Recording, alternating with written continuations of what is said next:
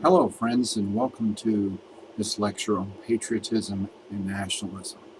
This brief lecture will serve as an introduction to the PowerPoint lecture as well as a basis for you to reflect on your reading of Minogue and the issues that Minogue raises. One of the initial problems in looking at patriotism and nationalism is that in American parlance, in most American discussions, they are synonymous. They're the same. They're not differentiated, in other words. In reality, patriotism and nationalism are quite different.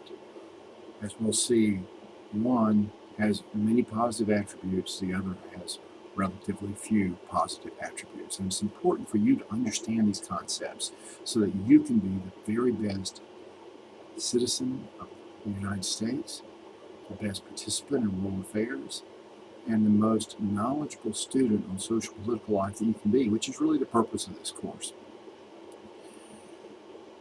I would like to begin our discussion by making sure that you have read the chapter in Minogue that has been assigned and any other reading.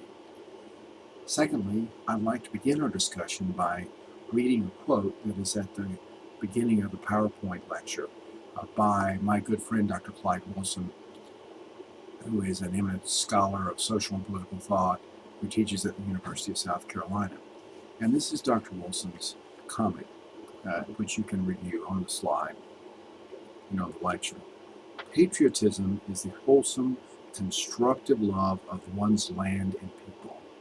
Nationalism is the unhealthy love of one's government, accompanied by the aggressive desire to put down others, which becomes, in deracinated modern man, a substitute for religious faith.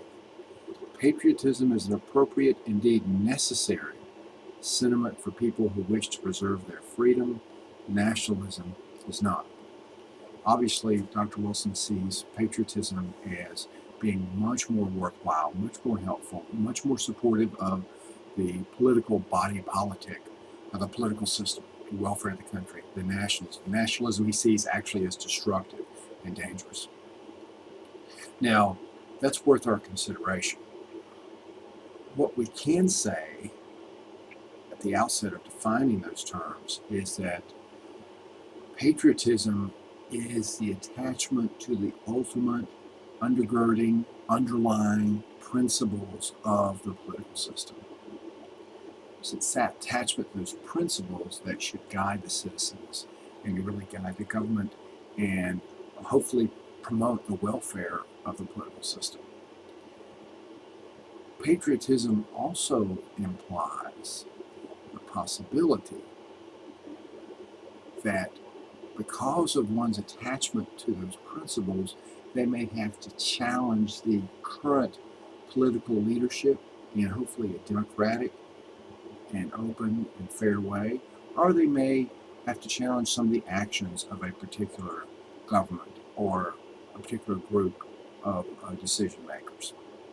Nationalism, on the other side, is a pure devotion to the government without that same kind of reflective process that takes place with patriotism. As you'll notice from the PowerPoint lecture, most of the attention related to patriotism is devoted to its origins in Rome, which are very illustrative and very helpful for helping us sort out these concepts. Patriotism really comes from the Roman idea of the city as the family, the small, as we talked about when we talked about Plato and Aristotle, the polis, the Roman city as kind of the natural social and political organization. We're very tied to that, and it involves and supports almost all the decisions that are made by individuals. There's some collective wisdom that is shared. Now, one of the interesting aspects of the Roman model is that, like the United States, and like the study of politics itself, we're studying organisms, the states, that have been created, and individuals who change their views over time, they, in other words, evolve. So there is no one pure Roman model for us to study. And the PowerPoint notes give you some idea of that evolution, as does the Monog chapter. Now, some of the lasting important contributions of Roman patriotism are also outlined in the PowerPoint slides. And for you to consider that these are really worth our consideration. And I'd like to know what you think about those. One of those contributions that's often attributed to Roman patriotism is that the moral virtue of the people were fundamental to the survival of the Roman government. So that the people were virtuous and did the right thing, practiced self-restraint, and the government could survive. Secondarily, efforts to influence the decisions of the government, the state, in an unfair way or in an illegal way could bring about serious damage to the survivability of the state or government. For example, bribery, people paying, offering certain rewards for getting the government to act on their behalf, disrupted the normal life and may even undermine the survivability of the government. I think most challenging to us in the 21st century is the notion that most Romans had in terms of patriotism, is that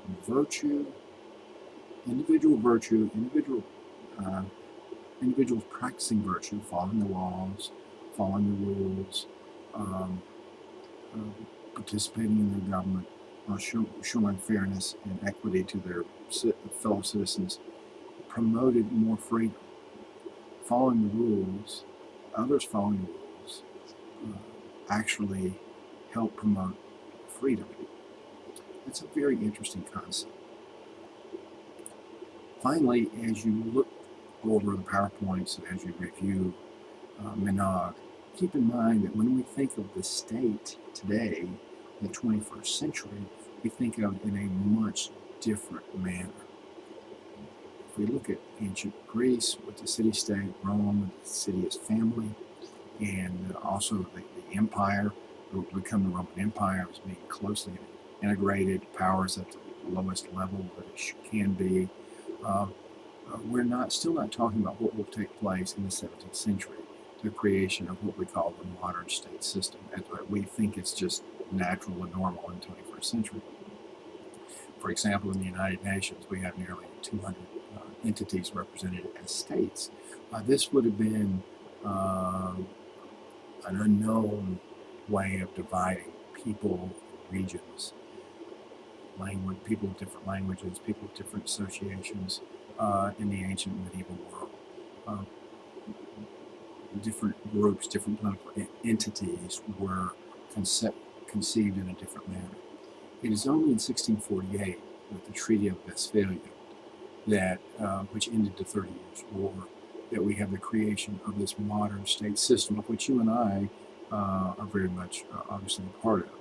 You have the Organization of Nationalities, and you have additionally the creation of the concept of sovereignty, which is a very nice word that you can use to win friends and influence people, the idea of sovereignty. That's where ultimate power of the state resides, and usually that's after the Treaty of Westphalia, in particular governments that have particular components. So that brings us, in conclusion, to nationalism. Nationalism being different from patriotism.